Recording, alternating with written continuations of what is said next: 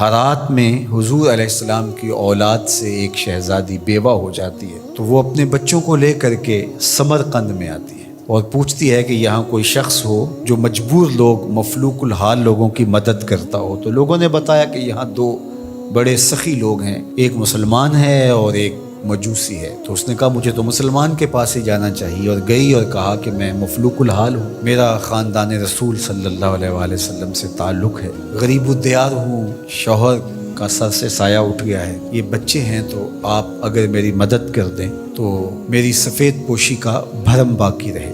تو اس نے کہا کہ بہت سارے لوگ آتے ہیں اور اس طرح کی باتیں کرتے ہیں، تم بتا سکتی ہو کہ تمہارے پاس کیا ثبوت ہے خاندان رسول سے ہونے کا؟ تو اس نے کہا میں مفلوق الحال ہوں، بچوں کو لے کر کے ہرات سے یہاں پہنچی ہوں، تو میں شجرہ تو ساتھ نہیں لیے پھر رہی، بس میری بات پہ اعتبار کر لیا جائے۔ اس نے کہا کہ میں تیری بات پہ اعتبار نہیں کر سکتا۔ خیر وہ وہاں سے اٹھی اور اس مجوسی کے پاس چلی گئی اور اس کو جا کے بتایا کہ مفلوق الحال ہوں، یہ میرے چھوٹے یتیم بچے ہیں، میں رسول کریم صلی اللہ علیہ وآلہ وسلم کی اولاد سے ہوں، تو آپ اگر میری مدد کر دیں۔ تو اس نے انتظام کر دیا ایک چھوٹے سے گھر کا، اور جو ضروریات کی چیزیں تھیں وہ باہم پہنچا دیں۔ یہ بھی سو گیا اور وہ مسلمان تاجر بھی سو گیا۔ ابن جوزی لکھتے ہیں کہ جب رات ہوئی تو اس مسلمان تاجر نے، سخی نے، خواب میں جنت کے منظر کو دیکھا کہ ایک خوبصورت محل ہے جس کے پاس حضور نبی رحمت صلی اللہ علیہ وآلہ وسلم کھڑے ہیں۔ تو یہ آگے شوق سے بھرا اور کہا حضور یہ محل اگر آپ مجھے عطا کر دیں۔ تو فرمایا یہ ایک مسلمان کا ہے۔ تو کہا میں بھی تو مسلمان ہوں۔ فرمایا تیرے مسلمان ہونے کا ثبوت کیا ہے؟ آنکھیں کھل گئیں، ماضی کا سارا قصہ ذہن میں تازہ ہو گیا، اور وہ جو لفظ کہے تھے کہ تیرے سیدہ ہونے کا ثبوت کیا ہے، وہ لفظ احساس پہ ہتھوڑے برسانے لگے اور نکال دیا گیا دربار رسالت سے۔ صبح ہوئی تو ڈھونڈتا پھرتا ہے کہ کل یہاں کوئی سید زادی اپنے بچوں کو لے کر کے آئی تھی، کسی کو پتہ ہو تو لوگوں نے بتایا کہ وہ فلاں مجوسی ساہوکار اور سخی جو ہے اس کے پاس ہے۔ تو وہ گیا اور دروازہ کھٹکھٹایا اور قدرے غسیلے انداز میں کہنے لگا کہ ہمارے نبی کی بیٹی ہے اور آپ کو حق نہیں پہنچتا ہے، ان کی خدمت ہمارا ہی حق ہے، بلکہ کہا 300 دینار لے لو اور جلدی کرو ہمارے سپرد کر دو۔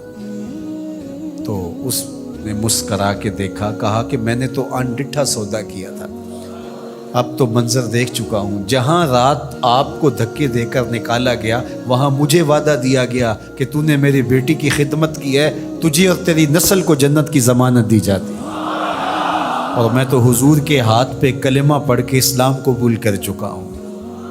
اللہ اکبر۔ نسبت رسول کا احترام، محض نسبت رسول، عمل تو بعد میں آتے ہیں۔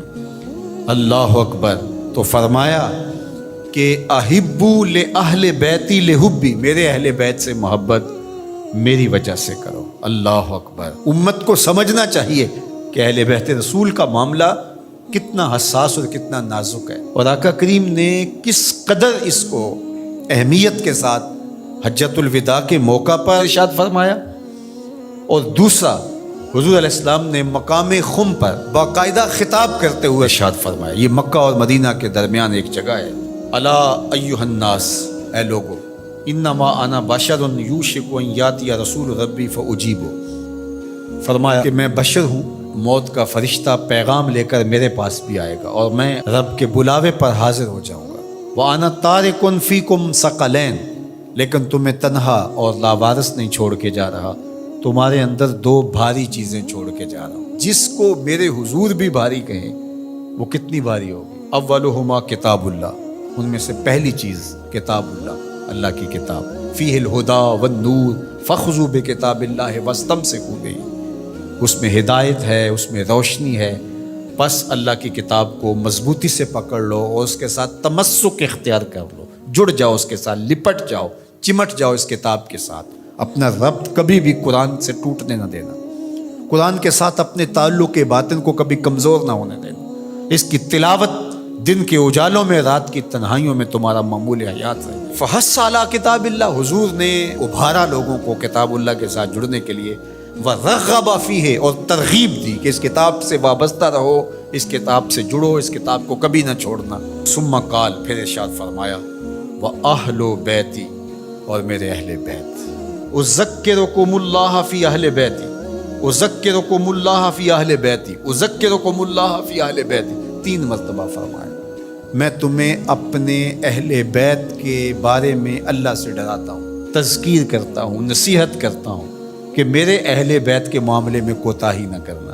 1 بار نہیں کہا، 2 بار نہیں کہا، 3 بار فرمایا۔ نگاہ نبوت کچھ دیکھ رہی تھی کہ لوگ کربلا کے اندر شہزادگان رسول کو شہید کرنے کے درپے ہوں گے، اور اہل بیت نبوت کی عظمتیں لوگوں کو ہضم نہیں ہو پائیں گی۔ تو حضور نے 1 بار نہیں، 2 بار نہیں، 3 بار فرمایا کہ میرے اہل بیت کے معاملے کے اندر ان کی حساسیت اتنی ہے کہ کوتاہی کا ارتکاب نہ کرنا۔ اہل بیت نبوت کا معاملہ بہت حساس ہے، بہت ہی حساس ہے۔ یزید پلیت نے اہل بیت کے ساتھ ٹکر لے کے اپنی عاقبت بھی برباد کر لی، اور اپنی دنیا بھی برباد کر لی، اور اپنی نسلوں کو بھی بدبودار بنا لیا اس نے۔ یزید کا نام بدی کا استعارہ بن گیا، دشنام سے بھی بدتر، گالی سے بھی بدتر یزید کا نام ہے۔ حضرت امام حسین رضی اللہ تعالیٰ عنہ حق کا استعارہ بن کے ابھرے، اور قیامت تک ان کا نام زندہ، روشن، سرخرو، کامیاب اور بامراد رہے گا۔ رہتی دنیا تک حسین کے نام کا جھنڈا اونچا ہی رہے گا۔ اہل بیت کے لیے دلوں میں محبت جو موجزن نہیں رکھتا سینے میں، اس کے سینے میں پتھر رکھا ہوا ہے، اس کے سینے میں کسی مومن کا دل نہیں رکھا ہوا۔ یہ پیاز تو ہر وقت سلگتا ہے، لیکن جو ہی محرم کے ایام آتے ہیں تو پھر خوشبوئیں پھیلنا شروع ہو جاتی ہیں، اور ان کے لیے دل میں جو جذبات پیدا ہوتے ہیں، اللہ اکبر، ہماری 1000 جانیں تصدق ان کے قدموں سے لپٹی ہوئی خاک پر۔ دین کے جھنڈے کو جس طرح انہوں نے اونچا رکھا، سرخرو اور سر بلند کیا، قیامت تک یہ امت خراج پیش کرتی رہے گی، اور محبتوں کے نذرانے ان کی چوکھٹ میں پیش کرتی رہے گی۔